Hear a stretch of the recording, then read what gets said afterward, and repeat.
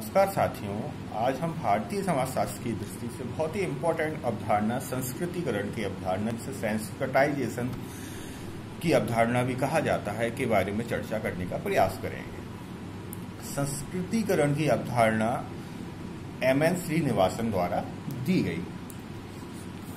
M.N.. Srinivasan द्वारा सन 1952 में अपनी पुस्तक religion and society among the Coorg of south India, एक बार फिर से, religion and society among the Coorgs of south India में दी गई। यह एक प्रकार से जातीय गतिशीलता को प्रदर्शित करने वाला शब्द है। संस्कृतिकरण से जातीय गतिशीलता के बारे में पता चलता है, जाति में किस प्रकार से गतिशीलता होती है। श्रीनिवासन के अनुसार जब कोई निम्न जाति या जनजाति किसी द्विज जाति की जीवन शैली अथवा पूजा पद्धति को अपनाती है तो वह इसे संस्कृतिकरण कहते हैं। एम.एन. श्रीनिवासन क्या कहते हैं कि जब कोई निम्न जाति या जनजाति किसी द्विज मतलब ऐसी जाति जो द्विज मतलब दो बार जन्मा हुआ है ना, तो जो उच्च जातियां उनको द्विज बोला गया है। एक बार वो माँ के पेट से जन्म लेते हैं, एक बार शिक्षा के द्वारा जन्म लेते हैं। जैसे चिड़ियाओं को भी द्विज बोला गया है, क्योंकि एक बार वो चिड़िया जो पक्षियों के बच्चे हैं वो माँ के पेट से जन्म लेते हैं, दूसरी बार अंडे से जन्म लेते हैं।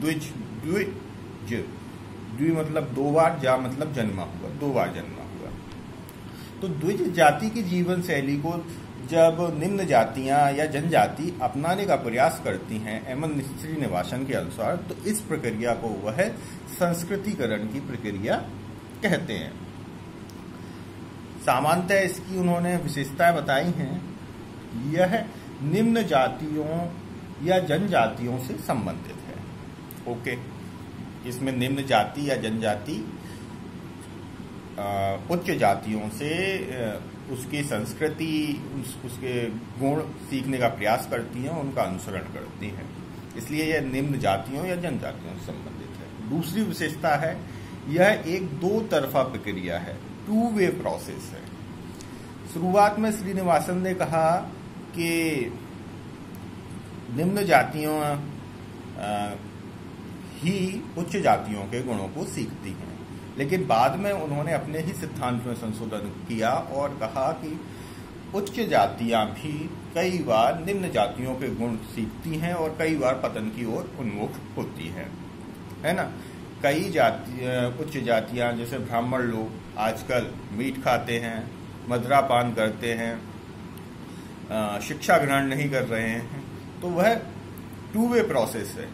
उच्च जाति से निम्न जाति भी कुछ सीखती है और निम्न जाति से उच्च जाति भी जब सीखती हैं या उनकी ओर उन्मुख होती हैं, तो यह दोनों ही प्रक्रिया संस्कृतिकरण की प्रक्रिया है। इसलिए बाद में श्रीनिवासन ने अपने थ्योरम में संशोधन किया और उन्होंने कहा ये वन वे प्रोसेस नहीं, दो तरफी प्रक्रिया है, टू वे प्रोसेस है, दोनों साइड चलने वाली। इसका संबंध केवल हिंदू जातियों तक सीमित नहीं, बल्कि यह अन्य समुदायों में भी देखने को मिलती है। पहले श्रीनिवासन ने इसको ब्राह्मणीकरण के आधार पर बोला था कि जो निम्न जातियां हैं वो ब्राह्मण के गुणों को अपना रही हैं, तो उनका विरोध हुआ, क्योंकि कई जगह पर जो संदर्भ जातियां थी वो ब्राह्मण नहीं थी, अन्य जातियां थी। तो फिर उन्होंने कहा कि ब्राह्मण जातियां नहीं, अन्य उच्च जातियों के गुणों को जब निम्न जातियां अपनाती हैं तो उसे वह संस्कृतिकरण कहते हैं। बाद में उन्होंने इसको टू वे प्रोसेस बताया। तो फिर उन्होंने ये कहा कि ये केवल हिंदू जातियों से ही संबंधित नहीं है, और भी धर्म में अगर ऐसी कोई प्रक्रिया चलती है जिसमें कि एक उच्च वर्ग निम्न वर्ग के गुणों को लेता है या निम्न वर्ग एक उच्च वर्ग के गुणों को लेता है, तो वह भी संस्कृतिकरण की प्रक्रिया ही है। इसके द्वारा ऊर्ध्वगामी सांस्कृतिक गतिशीलता संभव हुई है, परंतु सामाजिक दृष्टि से यह क्षैतिज गतिशीलता ही है।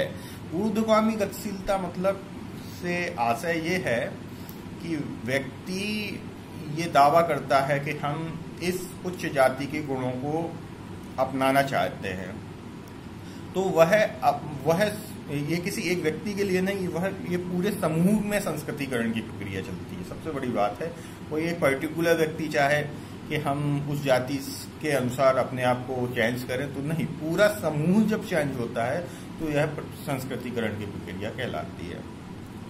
अब इसमें ये कह रहे हैं ऊर्ध्वगामी सांस्कृतिक गतिशीलता पाई जाती। ऊर्ध्वगामी मतलब नीचे से ऊपर या ऊपर से नीचे। इसमें क्या होता है कि एक विशेष जाति अपने समूह से ऊपर उठ जाती है, क्योंकि वह अन्य जाति के गुणों को एक्सेप्ट करती है, उसी की तरह रहन सहन, उसी की तरह पहनावा, उसी की तरह संस्कृति को अपनाती है, तो वो अपने वर्ग से ऊपर उठ जाती है। तो यह ऊर्ध्वगामी गतिशीलता हो गई। यह अपने वर्ग से नीचे आ जाती है। कोई जाति ऐसी भी हो सकती है, अधोगामी भी हो सकती है, तो वो नीचे आ जाती है। तो ये सांस्कृतिक रूप से यह ऊर्ध्वगामी सांस्कृतिक गतिशीलता है, ऊर्ध्वगामी सांस्कृतिक गतिशीलता है। परंतु सामाजिक दृष्टि से यह क्षैतिज गतिशीलता है, क्योंकि बेसिकली जो संस्कृतिकरण जो है वह जाति में ही पाया जाता है, और जाति कभी चेंज नहीं होती है। कोई जाति दावा कर सकती है कि हम इस जाति के बराबर हो रहे हैं या इस जाति के हम गुण अपना रहे हैं, लेकिन वास्तविकता में वह जाति नहीं बन जाती। जैसे तमाम जाति ब्राह्मण जातियों की नकल करती हैं, लेकिन वह अपनी जाति में तो ऊपर उठ जाती है, या अपने समूह के लोगों में तो ऊपर उठ जाते हैं अन्य जातियों के तुलना में। तो ये ऊर्ध्वाधर गतिशीलता तो हो जाती है, लेकिन वास्तविकता में सामाजिक रूप से, क्योंकि समाज में जाति की मान्यता है, तो जाति कभी चेंज हो ही नहीं सकती। वह जिस जाति का अनुसरण कर रहे हैं उस जाति में कन्वर्ट हो ही नहीं सकते हैं। इसलिए इसको क्षैतिज गतिशीलता माना गया है, ऊर्ध्वाधर गतिशीलता सामाजिक रूप से नहीं माना गया है, क्योंकि उनके पद में परिवर्तन नहीं हो रहा, उनकी जाति परिवर्तित नहीं हो रही है। आगे चलते हैं। संस्कृतिकरण द्वारा समाज में पदमूलक परिवर्तन होते हैं। पद में परिवर्तन होता है, ना कि संरचनात्मक परिवर्तन होते हैं। संरचनात्मक परिवर्तन क्यों नहीं होता? क्योंकि व्यक्ति की जाति चेंज नहीं होती तो संरचना में परिवर्तन आएगा ही नहीं। व्यक्ति अपने स्तर से ऊपर उठ जाता है, लेकिन यह नहीं है कि उसकी जाति परिवर्तित हो जाए। अब जब जाति परिवर्तित होगी तो सामाजिक संरचना में परिवर्तन आएगा। किसी के पद में परिवर्तन आ जाए तो इससे सामाजिक परिवर्तन नहीं आता। इसलिए संस्कृतिकरण में पदमूलक परिवर्तन होते हैं, संरचनात्मक परिवर्तन नहीं होती। ये सब इंपॉर्टेंट है, आए हैं कई बार क्वेश्चन। एक अन्य विशेषता और है कि इसमें कई आदर्श हो सकते हैं, जैसे ब्राह्मण, क्षत्रिय या अन्य जातियां। जिस जाति को आप आदर्श मान के उसके गुणों को अपनाने का प्रयास करते हैं, कोई भी आदर्श हो सकती है, और भी कोई जाति हो सकती है, कुर्मी जाति हो सकती है, कोई भी खेतीहर जाति हो सकती है, कोई भी हो सकते हैं। थोड़ा और इसमें डिटेल से अगर लें तो डॉक्टर D.N. मजूमदार संस्कृतिकरण के स्थान पर असंस्कृतिकरण, डिसेंस्कृटाइजेशन का उल्लेख करते हैं। इन्होंने डिसेंस्कृटाइजेशन का उल्लेख किया, मतलब विलोम प्रक्रिया। पोकाक द्वारा संस्कृतिकरण के संबंध में क्षत्रिय संदर्भ का उल्लेख किया गया है। पोकाक क्षत्रिय संदर्भ की बात करते हैं कि क्षत्रियों से ही अन्य जातियां सीख रही हैं। जिस प्रकार श्रीनिवासन ब्राह्मणीकरण की बात करते थे शुरू में, पोकाक क्षत्रियकरण की बात करते हैं। इसी प्रकार डॉक्टर S.K. श्रीवास्तव नैनीताल जिले की थारू जनजाति के अध्ययन के उपरांत क्षत्रियकरण की अवधारणा देते हैं। पोकाक क्षत्रिय संदर्भ की बात करते हैं, कन्फर्म रही है। Doctor S.K. श्रीवास्तव क्षत्रियकरण की बात करते हैं। विभिन्न विद्वानों ने संस्कृतिकरण को विभिन्न अवधारणाओं के रूप में परिभाषित किया है, जैसे D.N. मजूमदार विसंस्कृतिकरण या असंस्कृतिकरण बोलते हैं। आप इसको नोट कर लीजिए, मैं कुछ नाम बताऊंगा, ये कई बार एग्जाम में आ चुके हैं। Doctor B.R. चौहान अनुष्ठान वृद्धि बोलते हैं इसको। Doctor B.R. चौहान अनुष्ठान वृद्धि। डॉक्टर योगेंद्र सिंह अग्रिम समाजीकरण, डॉक्टर योगेंद्र सिंह अग्रिम समाजीकरण। एस कालिया जनजातिकरण, ये बस्तर जिले की खस जनजाति का अध्ययन किया था इन्होंने। एस कालिया संस्कृतिकरण को जनजातिकरण बोलते हैं। डॉक्टर नर्मदेश्वर प्रसाद इसे कुलीनीकरण बोलते हैं। डॉक्टर नर्मदेश्वर प्रसाद कुलीनीकरण। प्रोफेसर श्यामलाल अस्पृश्यीकरण।